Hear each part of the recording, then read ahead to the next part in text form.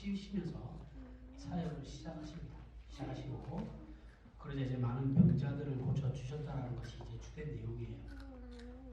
그런데 오늘 이 내용에 있어서 우리가 분명히 알고 넘어가야 하는 부분이 있습니다. 뭐냐면 예수님께서 복음을 전파하시니까 모든 병증자들이 낫고 귀신들이 나가고 이런 역사들이 나잖아요. 그렇죠? 이것을 오해해가지고 우리가 복음을 전할 때도 그러한 역사들이 일어나야 된다라고 생각하게 돼요. 그래서 한때 정말 한때 한국 교회뿐만 아니라 외국에서 복음이 전파되는 곳에서는 언제나 이러한 동일한 역사가 일어나야 된다라는 착각들을 하게 되었죠. 그게 유행이었습니다. 정말 유행이었습니다. 그런 일이 일어나지 않으면 이거는 역사가 없는 거예요. 저 목사가 능력이 없거나 지금 여기에 성령이 역사 안 하신다고 생각하는 거예요. 이거 답답한 겁니다. 왜냐하면 제 주변에도 이제 신앙생활을 하시는 신자들이 있겠죠, 그렇죠? 그분들 중에도 우리 교회는 성령이 역사하시는 교회야라는 것을 어떻게 판단하냐면 그 교회에서 방언이 터지고 있냐, 어떠한 역사가 일어나고 있냐, 이걸로 판단을 해요. 이걸로 판단할 수 없어요. 교회는 그런 걸로 판단하는 게 아닙니다. 그러니까 잘못된 신앙을 가지고 있는 거죠. 이런 식이에요. 이런 식의 신앙을 가지고 있는 거예요. 이런 주장들은 사실은 이단들이 해왔던 거예요. 지금 오늘날 우리가 이단들이라 가지고 보면 되게 새롭게 느껴지죠. 그런데 기독교 역사상 지금 나타났던 이단들은 역사상 다 동일한 이단들이 다 있었어요. 그러니까 이게 계속 반복되는 거예요. 새로울 게 없어요. 사실은 이단이라고 해봐야 새로울 게 없고, 기독교 역사만 공부를 해도 이런 이단들이 지금 우리가 생각할 때 신천지나 뭐든 뭐 다 똑같아요. 그때 옛날에 다 있었던 이단들이에요. 새로울 게 전혀 없습니다. 그 이단들이 주로 하던 건데, 지금 제가 얘기하는 건 이단이 아니고 주류 정통교단에서 하고 있는 행위예요. 정통교단에서 이러고 있다라는 거죠. 그리고 이건 지금까지도 주류 정통교단에서 교단에 속한 교회들이나 목사들이 지금도 따르고 있어요. 그게 맞다라고 생각하고 있어요. 그게 아니다라고 아무리 신학교에서 가르쳐도 안 들어요. 전도사 때부터 이제 신학생으로 입학해가지고 교수들이 그런 게 아니야라고 아무리 가르쳐도 안 들어요. 교수님은 떠드십시오. 나는 내가 맞다고 생각합니다. 이런 자세로 가요. 끝까지. 그러니까 교회가 엉망진창이 되죠. 성령이 이런 식으로 역사한다고 오해하는 거예요. 우리 주변에 있는 사람 정말 많죠, 그렇죠? 한 달이 거치면 다 있을 거예요. 한 달이 거칠 필요도 없죠. 제 주변에도 저희 부모님만 해도 그러니까. 자, 이런 주장은 신자들이 믿음이 떨어졌을 때 어떻게 해요? 귀신이 들어오고, 그 귀신이 들어옴으로 말미암아서 우리에게 어떤 병이 생긴다고 생각하죠, 그렇죠? 병들이 생기고 내 인생에 어려운 문제가 생긴다고 생각해요. 무당푸닥거리 해야 되겠죠, 그렇죠? 이래 되면 이게 잘못된 신앙인 거죠. 이게 그러면 왜 이런 생각들을 하게 되었냐? 우리나라에서 특히 김기동이라는 사람이 있었어요. 김기동이라는 사람이 이단인데, 이 사람이 귀신론을 주장해요. 이 사람이 지금 아류가 이초석이라는 사람이에요. 저기 예수중심교회라고 엄청 큰 교단이 있습니다. 이단 있어요. 저기 서울에 저기 발산역에 그 88체육관 빌려가지고 하는 애들이 있어요. 인천에 본부가 있고. 얘도 그래요. 귀신론이에요. 김기동의 귀신론을 정통교단이 그대로 받아들였어요. 가지고 들어와가지고 이런 가르침에 이런 일이 일어난 거예요. 그래서 이런 가르침의 배경에는 이런 거죠. 사탄은 악의 주인이고, 잘 들으십시오. 악의 주인이고 하나님은 선의 주인이라고 이제 생각해서 마치 하나님과 사탄을 대등한 관계로 오해하여 이 두 관계를 대결 구도로 만들어버리는 잘못된 이해가 깔려있기 때문에 그런 거예요. 제가 여러 번 설명했죠, 그렇죠? 이거 신비주의자들이 맨날 이렇게 얘기하는 거잖아요. 더욱이 이런 식의 발상은 하나님을 편든답시고 그들이 선하신 하나님께서 어떻게 악을 만들 수 있겠냐, 이렇게 이 사람들의 생각이에요 라고 생각하면서 모든 죄악은 사탄으로부터 시작되고 그가 죄악을 부리는 권세자인 것으로 오해를 해요. 그래서 극단적으로는 어떻게까지 얘기하냐면 지옥도 사탄이 만들었다라고 주장해요. 이 사람들은 사탄이 그리고 그 지옥을 다스린다고 주장해. 제가 여러분 말씀드린 거 얘기한 겁니다. 그런 주장하는 목사들이 있어요. 실제로 정통 교단 안에. 어줍지 않게 기독교를 알면 이런 말들을 해요. 기독교를 알려면 제대로 알아야죠. 어줍지 않게 하니까 이렇게 된다고요. 이런 식의 사고방식이 만들어낸 영화들도 많죠. 그렇죠? 사실은 이런 영화의 영향을, 미디어의 영향을 한국 교인들이 상당히 많이 받은 것도 있어요. 기억나실지 모르겠는데 오맨이라는 영화 있죠. 시리즈별로 쭉 나와서 3편까지 나왔나? 4편까지 나왔나? 5편까지 나왔나? 하여튼 있어요. 그 오맨이라는 영화고 제일 유명한 건 이제 엑소시스터죠. 그렇죠? 엑소시스터. 이게 대표적이고 그 다음에 이제 뭐 콘스탄틴 같은 영화도 있고 거의 판타지물이긴 한데, 자 우리나라에서는 몇 년 전에 이제 검은 사제라는 영화가 있었죠. 그렇죠? 자 영화라는 것은 언제나 상업적이에요. 독립 영화라고 해도, 예술 영화라고 해도 상업성을 띄지 않을 수는 없어요. 모든 영화는 상업적이에요. 상업성을 띄어요. 그래서 그 안에는 항상 허구와 허상이라는 것이 재미를 위해서 가미가 되는 것이거든요. 이 모든 걸 우리가 다 알아요. 아 영화는 실제로 저런 건 아니지 라는 거 다 알고 봐요. 그렇죠? 알고 봐요. 그리고 만약에 저 영화는 실화를 바탕으로 한 영화라고 해도 그 안에 허구는 들어가죠. 그죠? 픽션은 항상 들어가는 겁니다. 이렇게 영화라는 매체는 진리를 가르치는 것이 아니에요. 그죠? 미디어라는 것 자체가 진리를 가르치지 않아요. TV라는 것이 우리에게 진리를 가르치는 것은 아니거든요. 뉴스라고 해도 진리는 아니죠. 그죠? 사실을 보도하는 거니까. 진리를 가르치는 것이 아님에도 불구하고 사람들에게 많은 영향을 끼쳐요. 그래서 우리 신자들은 어떤 미디어든 간에 그것을 접하게 될 때는 약간의 예민함이 필요해요. 이런 얘기를 하면 제 친구들만 해도 야, 뭐 인생 그렇게 피곤하게 사냐, 그냥 적당히 살자, 이렇게 얘기를 해요. 저보고 진지충이라고 맨날 그러는데, 근데 사실은 그렇지 않아요. 왜냐하면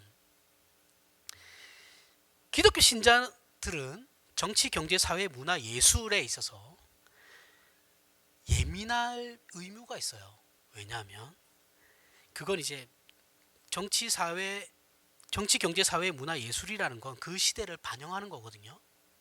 그럼 그 시대를 반영하는 것이고 그 시대의 사조를 얘기하는 거예요. 흐름을 얘기하는 거예요. 사상의 흐름. 이건 사상과 가치 그리고 우리의 실질적인 어떤 삶과 연결되기 때문에 여기에 예민하지 않을 수가 없는 거예요. 기독교인이라면 다 그래야 돼요. 그것을 따라가라는 것이 아니고 분별을 할 줄 알아야 된다라는 거예요.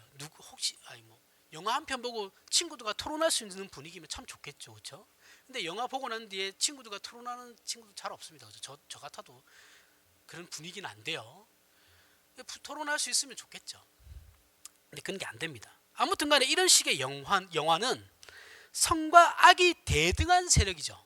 대등한 세력으로 하나님과 사탄도 동등한 권세를 가진 대등한 존재로 대립하면서 충돌한다고 생각을 해요. 그리고 이 둘 사이에 낀 인간 세상이 마치 천상의 세력과 지옥의 세력 중간에 끼어가지고 중간 세계 정도 된다라고 오해를 한다라는 거죠. 그게 우리는 아니라고 생각해도 우리도 알게 모르게 우리가 그렇게 인식하고 있다라는 거예요. 이게 문제라는 거예요. 세상은 악의 발원지가 어딘지 정확하게 몰라요. 세상은 악의 발원지를 정확하게 어디서부터 시작됐다라고 얘기 못해요.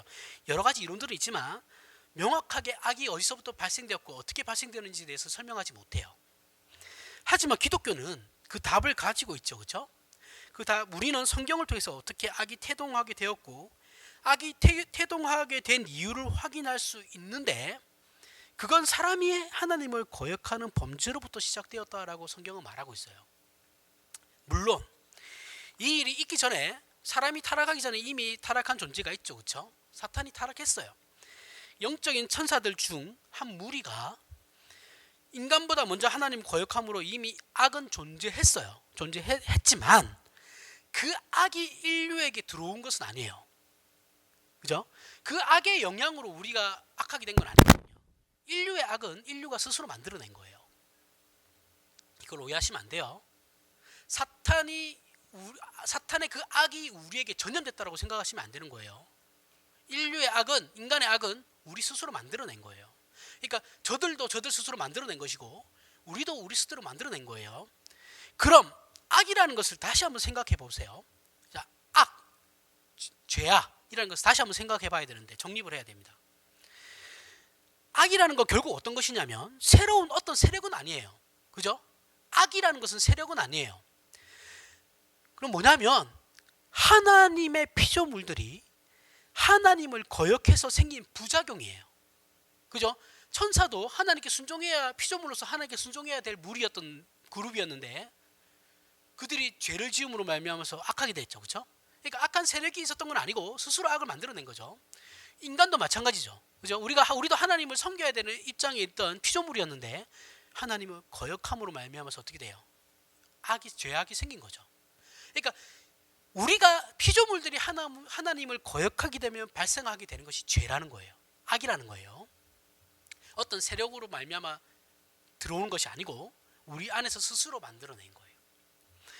그러므로 우리가 많이 오해하고 있는 사탄은 악이라는 힘을, 하나님은 선이라는 힘을 가져서 선과 악이 서로 대등한 권세로 충돌한다는 발상은 성경 어디에도 안 나와요.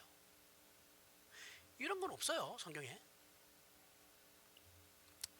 우리가 알고 있는 귀신에 들렸다라는 것도, 귀신이라는 존재가 우리의 의식을 붙잡아 우리의 의지와 결정을 우리 자신이 아닌 귀신이 함으로 우리로 죄짓게 만들고 우리에게 재난이 생긴다라는 주장은 성경에 없어요. 그런 건 없어요. 이건 전혀 기독교적이지 않고 죄의 책임을 전부 귀신에게 덮어 씌우려고 하는 우리의 얄팍한 수죠. 인간의 수예요, 수. 얄팍한 책임 전가. 우리 제일 잘하는 거 책임 전가잖아요. 그렇죠? 하나님께 책임 전가하기는 좀 그러니까 귀신한테 책임 전가하는 거예요. 창세기 3장 14절에 가면 인류의 타락을 이렇게 설명하고 있죠. 그렇죠? 우리 다 이거 살펴봤습니다. 제가 읽을게요. 여호와 하나님이 뱀에게 이르시되 내가 이렇게 하였으니 내가 모든 가축과 들의 모든 짐승보다 더욱 저주를 받아 배로 다니고 살아있는 동안 흙을 먹을지니라. 내가 너로 여자와 원수가 되게 하고 내 후손도 여자의 후손과 원수가 되게 하리니 여자의 후손은 내 머리를 상하게 할 것이요 너는 그의 발꿈치를 상하게 할 것이니라 하시고, 또 여자에게 이르시되 내가 내게 임신하는 고통을 크게 더하리니 내가 수고하고 자식을 낳을 것이며 너는 남편을 원하고 남편은 너를 다스릴 것이니라 하시고, 아담에게 이르시되 내가 내 아내의 말을 듣고 내가 내게 먹지 말라 한 나무의 열매를 먹었은즉 땅은 너로 말미암아 저주를 받고 너는 내 평생에 수고하여야 그 소산을 먹으리라. 땅이 내게 가시덤불과 엉겅퀴를 낼 것이라. 내가 먹을 것은 밭의 채소인즉 내가 흙으로 돌아갈 때까지 얼굴에 땀을 흘려야 먹을 것을 먹으리니 내가 그것에서 취함을 입었음이나 너는 흙이니 흙으로 돌아갈지니라 하시니라. 자, 여기 나오는 내용을 보면 인간이 겪는 큰 재난이나 재앙들은 전부 어떻게 해요? 인간이 하나님께 범죄함으로 말미암아 생겨난 형벌이에요. 그렇죠? 우리가 하나님께 불순종함으로 말미암아서 생겨난 형벌이 우리에게 지금 닥치고 있는 재난이라고요. 재앙이고 환란이고. 그 형벌은 하나님께서 인간을 괴롭히고 고통을 주는 것이 아니에요. 그렇게 하시기 위해서 하신 것이 아니에요. 그 전에 이미 하나님과 인간의 관계가 단절되었죠. 사람이 아담과 하와가 선악을 알게 하는 나무의 열매를, 하나님께서 그들 찾아오기 전에 선악을 알게 하는 나무의 열매를 먹는 그 순간 하나님과의 관계는 끊어졌어요. 그 뒤에 하나님께서 찾아오시는 거니까 이미 단절된 상태로 생기게 된 부작용이라고요. 성경을 보면 하나님께서 아담에게 분명히 선악을 알게 하는 나무의 열매를 따먹으면 죽는다라고 하셨는데 막상 선악을 알게 하는 나무의 열매를 따먹은 아담과 하와는 바로 죽지 않죠. 그렇죠? 이것은 성경이 말하는 죽음과 우리가 생각하는 죽음의 차이점 때문에 그런 것인데 우리는 죽음이라는 것을 그냥 생물학적으로만 생각하고 성경은 생물학적인 죽음뿐만 아니라 하나님과의 관계의 단절을 근본적인 죽음이라고 얘기하죠. 냉장고에 전에 얘기했듯이 냉장고에 전기가 안 들어오면 그 안에 내용물은 다 썩어요. 그렇죠? 냄새나고 난리 납니다. 하나님의 형상적 존재로 지음받은 인간이 하나님께 불순종하자 하나님과의 관계가 단절되었으니 우리 안에 어떻게 되겠냐고요. 하나님을 두려워하게 되고 하나님 앞에 우리는 한없이 부끄러운 존재가 되어버리는 것이죠. 전기가 들어오지 않은 냉장고처럼 우리 안에 내면은 썩어서 부패한 자들이 되는 거예요. 선한 것을 행할 수 없게 된다고요. 절대예요. 절대. 그리고 인간이 하나님 앞에 범죄함은 인류뿐만 아니라 우리 사람들뿐만 아니라 인간이 위임받아 다스리던 모든 자연계와 창조하신 모든 세상이 동일하게 저주하게 놓이게 되었어요. 때문에 이제는 자연계가 인간에게 해를 가하죠. 우리가 저들을 다스리는데 어떻게 지진이 일어나고 산사태가 일어나서 사람이 죽을 수 있냐? 하나님 계시면 어떻게 저런 일들이 일어나지? 왜요? 우리가 죄를 지었으니까. 우리만 죄를 지어서 우리 인류만 저주를 받은 것이 아니고 모든 세상이 다 저주를 받은 거예요. 로마서를 보면 나옵니다. 이게 8장 19절에서부터 23절. 피조물이 고대하는 바는 피조물이 고대하는 거예요. 우리 인간 말고 다른 피조물들. 하나님의 아들들이 나타나는 것이니 피조물이 허무한 데 굴복하는 것은 자기 뜻이 아니요 오직 굴복하게 하시는 이로 말미암음이라. 그 바라는 것은 피조물도 썩어짐의 종로로 한 데서 해방되어 하나님의 자녀들의 영광의 자유에 이르는 것이니라. 피조물이 다 이제까지 함께 탄식하며 함께 고통을 겪고 있는 것을 우리가 아느니라. 그뿐 아니라 또한 우리 곧 성령의 처음 익은 열매를 받은 우리까지도 속으로 탄식하며 양자될 것 곧 우리 몸의 속량을 기다리니라. 자, 바울은 이 자연계가 허무한 데 굴복하고 있고 썩어짐의 종로를 타고 있다고 얘기해요. 그래서 홍수와 가뭄, 태풍과 해일, 화산과 지진과 같은 자연재해가 일어나고 오늘날 우리가 겪고 있는 바이러스나 세균으로 인한 전염병과 같은 재난들이 존재한다라고 얘기한다고요. 하나님께서 살아계시면 앞에서 얘기했듯이 어떻게 이런 일이 일어날 수 있습니까?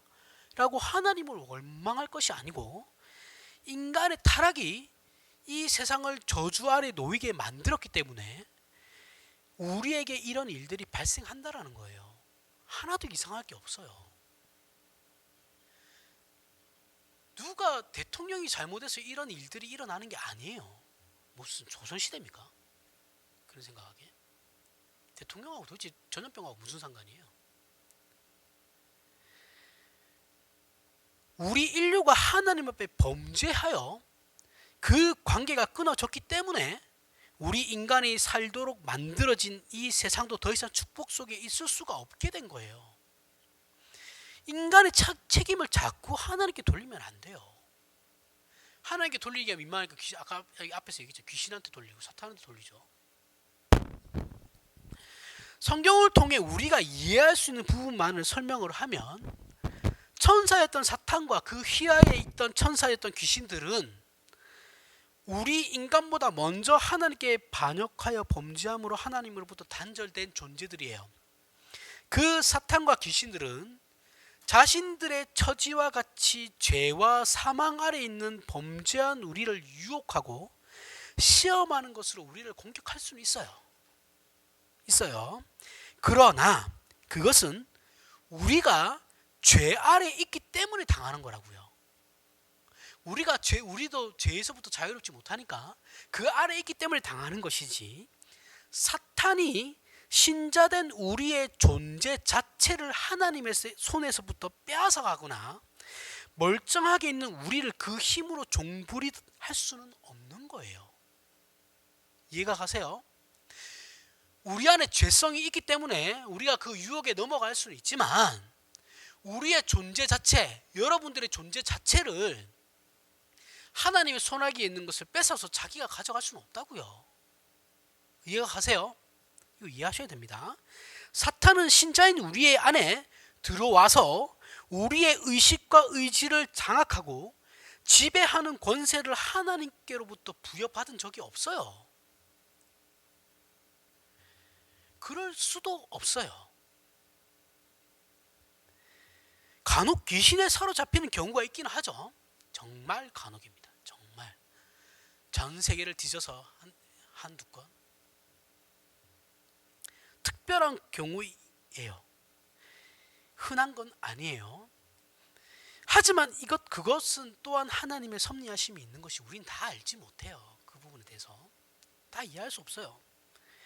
그러한 특별한 경우 말고는, 특별한 경우라고 했어요. 지금 뭐 역사가 일어나지 않으면 복음이 전파되는 게 아니다, 이런 개념이 아니에요. 정말 특별한 경우를 얘기하는 거예요. 그런 특별한 경우 말고는 일반적으로 귀신이 우리 신자들에게 들어와서 우리의 의식이나 육체를 사로잡아 병들게 하는 일은 하나님께서 허락하시지 않아요. 욥처럼 하나님께서 허락을 받아야지만 이루어질 수 있는 일인데 그 허락이 뭐 모든 신자들에게 일어나겠냐고요. 상식적으로 생각해야죠. 상식적으로. 결국 이런 일들은 우리 신자들에게 어떤 식으로 적용하게 되느냐 하면, 얄팍한 수라고 했어요. 그렇죠? 이 얄팍한 수라는 것을 생각하고 들으세요.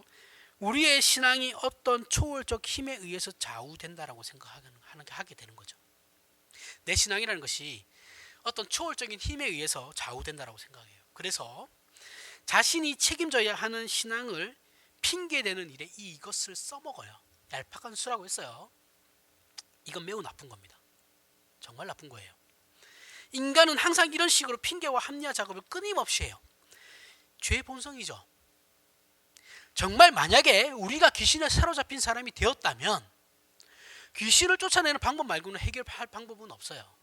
그죠? 이와 같이 우리는 성령 충만도 어떻게 이해하고 있느냐 하면 이것도 정말 잘못된 거죠. 성령 하나님께서, 잘 들으세요. 잘 들어보세요. 성령 하나님께서 우리의 모든 인격과 의식과 의지를 장악하여 우리를 우리 자신이 아닌 성령 하나님께서 임의적으로 움직이게 하는 것으로 생각해요. 성령 충만해야지, 그죠? 할 때 의미는 이런 식으로 받아들이는 거잖아요. 신비주의자들이 얘기하는 내용이죠. 이런 식으로 이런 생각은 신앙의 내용에 있어서 우리의 책임 문제를 회피하게 만들어요. 그래서 우리는 항상 이렇게 얘기하죠. 아니 하나님, 내가 이 일을 하지 못하는 건 성령 하나님께서 내 마음에 감동을 주지 않으니까 내가 못하는 거잖아요. 이런 핑계를 대요. 그죠? 한국 교회 어느 교회를 가도 성령 충만에 대해서 다 이렇게 얘기해요. 정말 그게 아니다라고 얘기하는 교회는 몇 교회 없어요. 그게 아니에요. 마태복음이나 다른 복음서 읽으면 재미있게도 예수 그리스도께서 오셔서 우리 문제를 해결하시는 일에 사탄과 결투를 하여서 우리를 살리신 것이 아니라고 말씀하고 있어요. 자, 복음서에서 예수 그리스도께서 우리를 구원하신 것은 사탄과 싸워서의 문제가 아니에요. 싸워서 우리를 사탄으로부터 구해내신 것이 아니에요. 예수 그리스도는 하나님 앞에서 우리의 죄, 나의 죄, 여러분들의 죄를 십자가에서 씻어내심으로 하나님으로부터 단절된 우리를 하나님과 화목하게 만드신 거예요. 자, 우리의 문제를 해결하는 데 있어서 사탄은 아무런 문제도 되지 않는다라고요. 우리를 구원시키는 데 있어서 사탄은 아무런 상관이 없어요. 우리가 하나님과 화목하지 못한 문제죠. 그죠? 그 문제는 뭐예요? 우리의 죄예요, 죄. 그 죄를 해결하기 위해 예수께서 십자가를 지신 거라고요. 사탄이 아니에요. 사탄은 우리의 구원의 문제와 아무런 관계도 없고 아무런 문제도 없어요. 우리가 구원 얻고 신앙함에 있어서 중요한 것은 사탄의 존재나 그의 어떠함이 아니에요. 하나님과 저와 여러분의 죄가 문제였던 거죠. 에베소서 2장 13절부터 18절에 보면,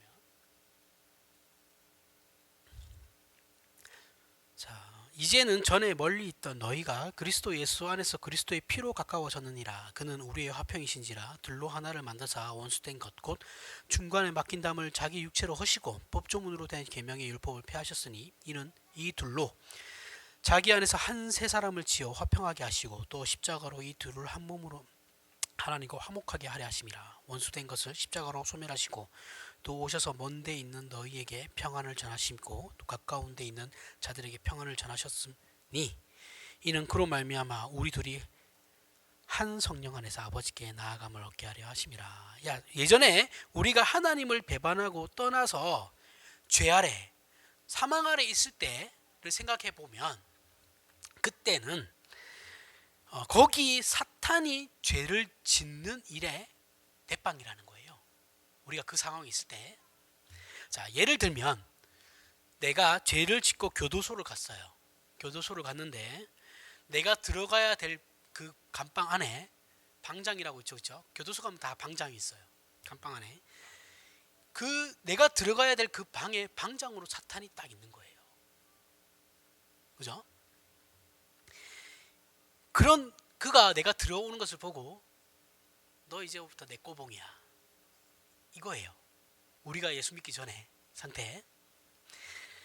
하지만 우리가 분명히 알아야 하는 것은 뭐냐면, 사탄이 방장이라고 해서 그 사탄은 교도관이 아니죠.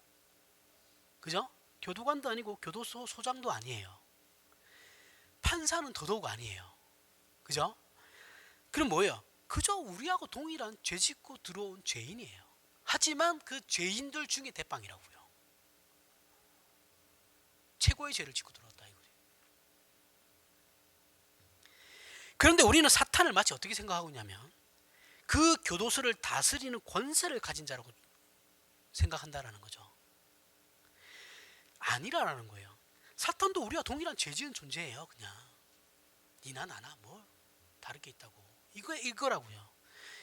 자, 히브리서 2장 그 14절 16절 그 13절 아까 읽었던 거 아닌가요? 아니네요. 히브리서네요. 히브리서 2장 14절부터 16절. 자녀들은 혈과 육에 속하였음에 그가 또한 같은 모양으로 혈과 육을 함께 지으심은 죽음을 통하여 죽음의 세력을 잡은 자 곧 마귀를 멸하시며 또 죽기를 무서워함으로 한평생 매어 종노릇 하는 모든 자들을 놓아주려 하심이니 이는 확실히 천사들을 붙들어 주려 하심이 아니요 오직 아브라함의 자손을 붙들어 주려 하심이니라. 자, 예수 그리스도께서 오셔서 하신 일은 죽음을 통하여 죽음의 세력을 잡은 자 곧 마귀를 멸하려 하심이다라고 해요.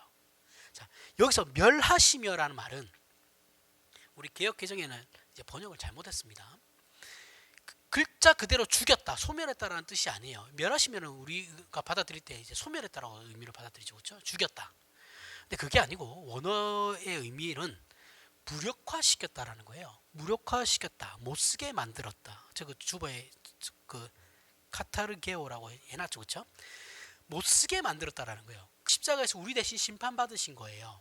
우리의 죄를 대신 해결하신 거라고요. 그래서 그렇게 심판받으심으로 우리를 죄 없다고 이제 선언해 주시는 거죠, 하나님 앞에서. 그래서 어떻게 해요? 교도소에서 우리를 꺼내시는 거예요. 너네 이제 죄 없어, 내가 다 해결했어 하고 꺼내시는 거예요. 자, 왕이신 예수 그리스도께서 하시겠다라고 하는 일을 한낱 교도소 죄인의 방장으로 있는 그 사탄과 합의할 필요가 있냐고요. 왕이신데 왕이 한낱 그 감방에 갇혀 있는 죄수하고 무슨 합의를 봐가지고 네가 데리고 있네, 내가 빼낼게, 합의할 필요가 없는 거죠. 그렇죠? 왕이신 예수께서는 우리를 죄 없다 선언해 주시고 교도소로 직접 찾아오신 거예요. 직접 찾아오셔가지고 우리를 그 방에서부터 꺼낸다는데 거기에 무슨 방장인 사탄이 어떤 발언권이 있겠냐고요. 아닌데요, 안 됩니다. 걔는 못 데리고 갑니다. 이게 되겠냐고요. 찍소리도 못하고 찌그러져 있어야지 구석에. 무력화시켰다고요. 우리는 이제 교도소가 아니라 그래서 어떻게 해요? 예수 그리스도 안에 있는 자들이죠. 자유인이에요. 예수 그리스도 안에서 하나님의 자녀된 신분을 입은 자들이라고요. 그래서 사탄은 우리를 더 이상 어떻게 할 수도 하지도 못해요. 이게 배가 아픈 거거든요. 사탄이. 이게 배가 아프고 질투가 나니까 자기는 그렇게 안 되잖아요. 하나님께서 오직 아브라함의 확실히 천사들을 붙들어 주려 하심이 아니고 어떻게 해요? 아브라함의 자손들을 붙들어 주려 하심이, 여기에 화가 난 거예요. 자기는 어떻게 안 되는데 하나님께서 인간을 해주니까 배가 아프죠. 그러니까 더 발악을 하는 거죠. 우리는 신앙이라는 것을 타락한 본성으로 생각하게 되면 종교라는 것을, 또 신앙이라는 것을 초월적인 것으로만 생각하게 되어가지고 우리의 책임의 한계를 벗어난 어떤 힘의 세계라고 생각하는 거예요. 초월적 힘의 세계라고 생각해요. 그래서 우리가 소원하는 것을 얻기 위해 주문을 외우려고 하듯이 또는 악한 영이 우리로 사로잡게 되면 그 영을 쫓아내기 전까지 우리는 아무것도 할 수 없는 속수무책으로 당한다라고 생각을 하는 거예요. 기독교 신앙은 그런 게 아니라고요. 우리는 하나님의 형상적 존재로 지음받았고 하나님께서 우리에게 말씀하시고 사랑하시며 신뢰의 관계를 요구받고 있는 인격자들이에요. 우리 기독교 신앙은 하나님께서 우리에게 자유의지를 주심으로 우리에게 자발적으로 신앙을 하게 하는 인격적인 종교예요. 하나님에 대한 우리가 생각하고 고민하여 그렇게 형성된 신앙적 세계관과 가치관으로 우리 삶의 모든 부분을 결정하고 선택하며 책임지는 것이 기독교예요. 우리는 성령 하나님에 의해서 기계적으로 조종되거나 되지 않고 하나님께서는 그렇게 하지도 않으세요. 그래서 우리의 신앙적 삶은 우리가 생각하고 결정하고 책임 또한 우리가 진다고요. 말씀에 근거한 삶을 그렇게 살아가는 거예요. 귀신이 들렸으니 기도해서 쫓아내자 라고 하는 발상처럼 우리는 기독교 신앙을 성령 하나님께서 오셔서 내가 좋은 것만 생각하고 신앙적인 좋은 것만 선택하고 죄와 더러운 것은 생각도 나지 않는 마치 구름 위를 걷는 것 같은 그렇게 기계적으로 조정을 받는 것을 좋은 신앙이라고 우리는 생각하고 있다고요. 한국교회가 그렇다고요. 그러나 나의 선택의 여지는 없고 무조건 한 곳으로만 몰아가는 상황이 만들어지고 그것이 마치 하나님의 뜻으로 생각하는 것은 좋은 신앙이라고 생각한다면 무슨 말이냐면 어떠한 두 가지 중에 결정해야 될 일이 있어요. 갈림길이 있다고요. 근데 그 두 가지 중에 갈림길은 어떤 것을 선택해도 죄는 아니에요. 죄는 아닌데 선택을 해야 돼요.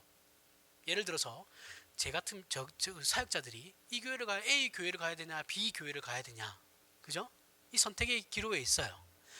죄 짓는 거 아니에요, 그죠? 어느 교회도 가면 되는 거예요.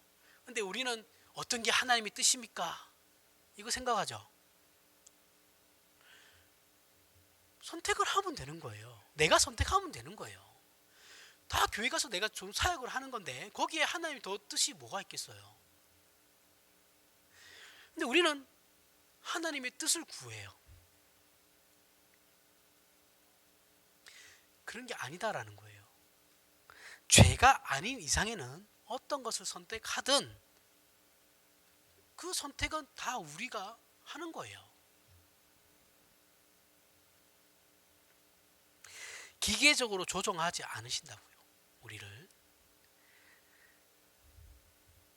그래서 결국 그렇게 하는 거는 내가 하나님께 책임 전가하기 위함이죠. 근데 제 선배 목사님 중에 한 분이 두 교회를 가지고 갈등했는데 어떤 교회로 가야 됩니까? 했는데 갑자기 그 기도를 하고 눈을 빡 떴더니 그 도로를 달리고 있었대요. 차로 이제 운전하면서 이제 조수석에 앉아서 이제 기도를 했대요. 어느 교회를 가야 될지 몰라서 눈을 딱 뜨는데 이정표에 그 동네 교회 이름이 빡 있더래요. 그 동네 그 교회가 있는 두 가지 중에 한 교회가 있는 동네 이름이 빡 이정표에 나오더래서 아, 저 교회다. 이거 점치는 거예요. 어이가 없. 그 얘기를 저한테 간증을 한답시고 하는데 어이가 없어서 반응도 안 했습니다. 아니 뭐 어떤 교회를 가든 무슨 상관이야. 가서 열심히 하면 되는 거지. 한국 교회는 다 그런 식으로 생각해요. 다. 애가 내 자녀가 어느 학교로 가야 되는가 고민하죠. 하나님 뜻을 그 왜 하나님 뜻을 왜 구해? 가면 돼요 그냥 가고 싶은 학교에. 그래서 안 되면 하나님 가랬는데 안 됐잖아요. 이렇게 하려고 그러는 거잖아요. 내 책임 아니다 이거죠. 도대체 무슨 신앙을 너무 기계적으로 생각해요. 그런 게 아닙니다. 기독교 신앙은 그런 게 절대 아니에요. 배우자도 마찬가지예요. 저번에 제가 성경 공부할 때도 배우자에 대해서 얘기했죠, 그렇죠? 내가 선택하는 거예요. 배우자도 하나님이 점 찍어 주는 게 아니라고요. 그리고 거기에 대한 책임을 내가 지는 거예요. 그 사람을 선택했으면 그 사람의 그런 모든 부분은 내가 다 안고 가는 거라고요. 그 정도 각오는 하고 가야죠. 신자 아닌 사람하고 결혼할 거면 그 정도 각오는 하고 가는 거예요. 그렇지 않아요? 그걸 왜 하나님 탓하고 있습니까? 자기가 선택해놓고. 만약에 그렇게 하나님 응답 받아서 갔어요. 그럼 이혼을 왜 해요 도대체? 이혼을 하면 안 되죠. 하나님께 응답 받아서 간 건데. 그러니까 이런 식이라는 거예요. 이런 식. 그분들을 비난하자고 하는 것이 아니고 우리는 신앙을 이런 식으로 생각한다고요. 내 책임이 없는, 내 책임은 하나도 없는 성령 충만도 그런 식으로 생각한다고요. 내가 성령 충만하여 있으면 내가 어떤 것을 선택해도 그것은 하나님께서 나에게 선한 의지를 주신 거야. 그게 아니다라는 것을 말씀드린 겁니다. 그래서 한 곳으로 몰아간 하나님께서 마치 그것을 선택하게끔 만들기 위해서 나를 막 몰아가듯이 그런 건 없습니다. 우리 신자들의 신앙은 늘 유혹받아요. 늘 시험 앞에 있어요. 도전받아요. 하지만 그 와중에 내가 선택해서 자발적으로 하나님의 편을 드는 것이 기독교 신앙이라고요. 무슨 말인지 아시겠어요? 갈등이 일어날 때 하나가 나쁜 것이다라고 한다면 내가 자발적으로 손해를 보더라도 나쁜 것이 아닌 것을 선택해서 하나님께 자발적으로 순종하는 거라고요. 그게 기독교라고요. 예를 들어서 나하고 내 친구가 있어요. 근데 두 가지가 있는데 이 친구도 내가 원하는 걸 원하고 나도 이걸 원해요. A를 원하고 이 친구도 A를 원해요. B는 A보다 조금 손해예요. 그러면 내 친구한테 내가 양보를 하는 거예요. 그리고 나는 B를 선택하는 거라고요. 이 일에 우리의 의지와 지혜와 선택과 책임이 수반이 되는 거라고요.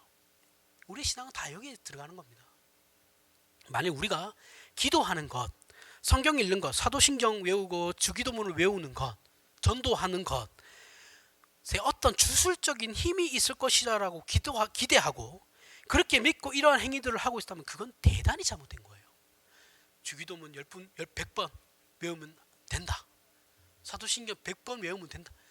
도대체 사도신경을 100번 외워서 뭐가 되는데요? 도대체. 만약 이와 같은 생각을 가지신 분이 있다면 차라리 자신이 행하고 있는 모든 종교적인 행위를 그 상태에서 그대로 스톱하십시오. 스톱하고 기독교 신앙에 대해서 다시 한번 고민해 보셔야 됩니다. 내가 아픈 게 영적인 싸움이 아니에요. 내가 아픈 게 내 몸에 질병이 있는 게 영적인 싸움이 아니라고요. 뭐 이것을 가지고 내가 성찰해 가고 하나님 앞에서 내 겸손함을 배워가는 거면 영적인 것이겠죠. 그렇죠? 근데 이게 사탄과의 나와의 어떤 영적 전쟁은 아니라고요. 그런 식의 영적 전쟁은 없어요. 우리는 신앙에 대해 당연히 애쓰고 노력을 해야 돼요. 그런데 우리는 마음은 늘 하나님을 바라보고 있지만 악한 영이 방해해서 육신이 악하다는 핑계를 계속해서 만들어내죠. 그래서 하나님 앞에서 참여시키려고 해요. 이런 거예요. 공부를 잘하는 학생과 못하는 학생의 차이는 머리가 좋고 나쁘고를 떠나서 언제나 공부를 열심히 하는 학생이 공부를 잘해요. 한계는 있겠지만 안 하는 학생은 공부를 못해요. 그죠? 진리입니다. 공부를 열심히 하는 애들은 공부를 잘해요. 안 하는 애들은 못해요. 간단하죠, 그죠? 그럼 공부를 못하는 학생과 잘하는 학생들 중에 누가 더 공부를 잘해야 된다는 압박을 받을까요? 누굴 것 같아요? 잘하는 애들이 받을 거라고 생각하죠, 그죠? 우리는 아니에요. 공부를 못하는 학생이 더 압박을 받아요. 왜요? 공부는 해야 되는데 공부는 하기 싫으니까. 마음은 느리죠. 시험 때 되면 걱정은 되는데 공부는 안 해요. 점수 나오면 또 우울하죠. 제가 경험자이기 때문에 잘 아는 겁니다. 압박은 늘 있어요. 스트레스 엄청 받습니다. 그런데 공부는 안 해요. 책상 앞에 앉으면 뭐예요? 일단 책상이 너무 지저분해요. 치워야 돼. 다 정리 한 2시간 가요. 하고 나면 이제 커피 한 잔 마시고 싶어. 그럼 커피 한 잔 마시고 이제 해야지 딱 하면 졸리죠. 공부를 안 해서 못하는 학생은 공부에 대한 생각을 하지 않는 것이 아니죠. 그죠? 제가 공부를 못한다고 해서 공부에 대해서 생각하지 않는 게 아니에요. 이들은 공부를 잘하는 학생들보다 훨씬 더 공부에 대해서 강박관념에 시달리죠. 그런데 문제는 공부를 하지 않는다라는 거예요. 실천을 안 한다라는 거죠. 공부를 해야겠다라는 마음은 있지만 공부를 안 해요. 공부라는 건 해야겠다라는 것이 아니고 공부를 해야 되는 거예요. 해야 된다라는 그 실질적인 그 실천이 있어야 되는 거라고요. 그래야 공부를 잘하는 겁니다. 동일하게 우리는 죄 짓는 일에 게으름을 죄 짓는 일과 우리가 게으를 때는 아무런 핑계도 없어요. 그렇죠? 핑계가 존재할 수 없어요. 내가 게으름을 피우는데 무슨 핑계가 있겠어요? 그냥 게으른 건데. 그죠? 아무것도 하고 있지 않지만 적극적으로 더욱더 극적으로 아무것도 더 하기 싫다 뭐 이런 말도 그냥 하는 거예요. 신나게 죄 짓고 아무것도 안 하는 거예요. 그런데 우리가 뭔가를 하려고 할 때 뭐 공부를 시작하려고 하면 모든 것이 다 핑계죠. 책상이 들어온 것도 핑계고 방이 들어온 것도 핑계고 저 책은 왜 저렇게 꽂혀 있을까? 이것도 핑계죠. 모든 것이 다 핑계예요. 내가 뭔가를 잘해보려고 하면 모든 것이 다 핑계가 된다고요. 기독교 신앙은 이것을 우리 신자의 책임으로 인식하라고 얘기하는 거예요. 그런 핑계 대지 말고 하라는 거예요. 그것을 극복하라는 거예요. 하나님의 자녀들이 세상 사람들과 다른 건 극복하라는 거예요. 그것을 극복할 수 있다라는 거고 극복하라는 거예요. 이게 저와 여러분이 가져야 하는 책임 있는 신앙의 자세라고요. 우리 이건 안 해요. 다 하나님이 나의 마음에 감동을 안 주셔서 못한 거지. 안 한 게 아니죠. 우리는. 그렇죠? 자, 귀신론에 있어서 가장 큰 문제는 책임 있는 신자의 인격을 무시한다라는 거거든요. 귀신론에는 신비주의에는 책임이라는 게 존재하지 않아요. 왜냐하면 하나님께서 나에게 그런 감동을 주셔야 되는 거기 때문에. 자, 이들의 주장처럼 하면 우리는 그러면 어떻게 되냐면 하나님 앞에 징징거리는 거 말고는 할 일이 없어요. 우리 안에 남아있는 게 없어. 뭐예요? 하나님, 귀신이 무서워요. 쫓아내주세요. 하나님, 배가 고파요. 밥 좀 주세요. 하나님, 추워요. 따뜻하게 해주세요. 이런 신앙은 성숙한 인격을 소유한 신앙인이 가지는 자세는 아니죠. 이런 식의 신앙은 그저 애들이 부모에게 떼쓰며 징징거리는 거 아니면 내가 소원하는 것을 얻어내기 위해 주술적인 차원에서 어떤 치성을 드리는 것, 저열하고 비열한 자리로 떨어질 수밖에 없죠. 우리가 반드시 기억해야 하는 것은 하나님께서는 우리를 그렇게 만들지도 않으셨고 그렇게 대접하고 계시지도 않으시며 그렇게 목적하고 있으시지도 않는다라는 거예요. 하나님께서는 우리에게 좋은 말씀을 하시는 것으로 끝내시는 것이 아니고 실질적으로 어떻게 하세요? 하나님의 하나뿐인 독생 성자 예수 그리스도를 이 땅에 보내셨어요. 말씀만 하신 게 아니라 보내셨다고요. 그리고 무한하시고 영원하신 예수 그리스도께서는 인간의 몸을 입고 그냥 말로만 너네 사해줄게가 아니고 인간의 몸을 입고 이 땅에서 33년을 고통 속에서 사시면서 사시면서 우리의 죄를 해결해 주신 거라고요. 우리가 동일한 배고픔도 느끼시고 외로움도 느끼시고 고통도 당하시고 환난도 겪으시면서 그 거룩하신 하나님께서 그렇게 하셨다고요. 그리고 고난을 받으며 십자가에 모든 피를 쏟으시고 돌아가신 거예요. 이런 일들을 우리는 그저 쉽게 울어버리는 것으로 넘기지 말라는 거예요. 사순절에 평소에 전혀 그런 거 생각도 안 하다가 사순절만 가지고 예수 그리스도의 고통, 그걸 우리가 어떻게 합니까? 예수 그리스도의 고통을 우리가 어떻게 다 느껴요? 알고. 그런 것이 아니에요. 여러분, 성경 공부 때도 많이 했던 적이 있는데 제발 우리의 모든 문제를 기도하면서 우는 것으로 넘기려고 하지 마세요. 울면서 기도를 했으면 울 수 있는 그 열심과 열정과 정성으로 일어나서 삶의 현장으로 뛰어들어가 치열하게 살아가면서 자신의 신앙을 나타내 보여야죠. 맨날 울고 앉아있어요. 울고 앉아있으면 뭐 변화가 바뀌나요? 이게 신자의 책임이라고요. 울지 말고, 울 수도 있겠지만 운 것으로 속 시원해 끝나는 것이 아니고, 울었으면 나가서 치열하게 사시라는 거예요. 우리는 세상의 빛과 소금의 존재로 그리스도의 향기를 바라는 존재, 모든 착함과 의로움과 진실함으로 세상을 살아내야 하는 존재로 부름을 받은 자들이에요. 살아내야 하는 존재로 부름을 받은 자들이라고요. 이미 그런 존재예요. 내 죄악된 본성과 싸워야 하고 내 잘못을 인정해야 해요. 나에게 피해주는 사람을 사랑해야 하면 우리의 인생의 실질적인 것을 다루는 것이 기독교 신앙이라고요. 저 위에 어떤 이상적인 것, 형이상학적인 그런 게 아니라고요. 기독교는 실질적인 우리의 삶이라고요. 힘들고 어려워요. 자존심도 상하죠. 왜 안 상하겠어요? 그러나 우리는 하나님으로부터 이것을 요구받고 있다고요. 일을 하라는 것이 아니라 이것을 요구받고 있다고요. 성경은 이것이 책임 있는 신자의 모습이며 신앙이다라고 말하고 있다고요. 우리 교회는 일을 안 해요. 그렇죠? 봉사도 안 하고 강요도 하지도 않습니다. 모이라고도 잘 안 해요. 왜요? 여러분들 인생 삶을 더 적극적으로 신자답게 살라고 그러는 거예요. 여러분들의 삶을 더 치열하게 사시라고요. 신자답게 책임감 있게. 교회에 모이는 것도 중요하지만 여러분들의 삶을 신자답게 살아내는 게 또 중요해요. 거기서 신자답게 살아내는데 기진맥진해서 교회 모이라고 하면 힘들죠. 하지만 우린 교제는 해야 되는 겁니다. 하지만 삶에 더 무게를 두는 거죠. 그러니까 뭔가를 강요하지 않는 거예요. 우리 교회는 편해. 여러분도 편하라고 그렇게 하는 게 아니에요. 우선순위를 거기에 두고 있기 때문에 그러는 거지. 신앙생활은 편하지 않아요. 편한 거 없어요. 내가 안 하면 누군가는 해야 되는 거거든요. 교회 공동체라는 게. 그죠? 내가 편한 만큼 딴 사람은 그 많은 일들을 하고 있는 거예요.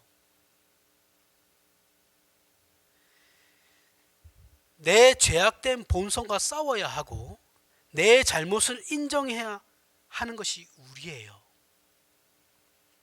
만약 그렇지 않고 마치 모든 요구들이 나는 가만히 있고 영적인 어떤 싸움의 결과로 나에게 불똥 떨어지듯이 무엇인가가 떨어지는 것을 신앙이라고 생각한다면 그건 기독교 신앙을 크게 오해하고 있는 겁니다.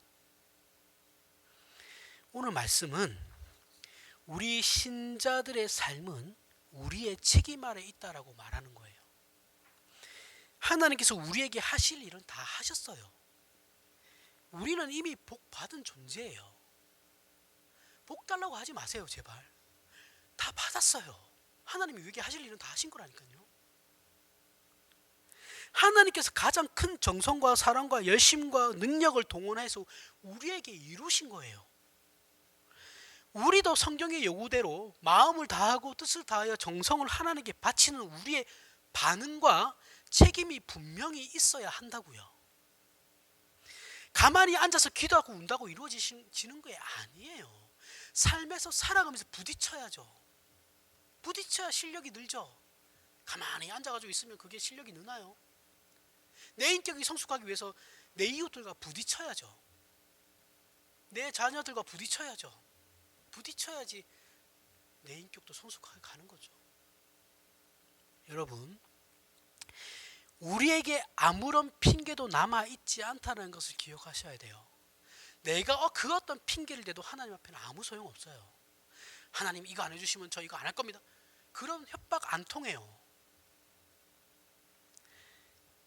그래서 지금 당장 우리의 신앙을 돌아보셔야 됩니다. 돌아보시고 우리가 받은 은혜와 구원에 고급한 것들이 우리에게 무엇을 만들고 있는지를 생각하시고 깨달으시길 바랍니다. 기도하겠습니다.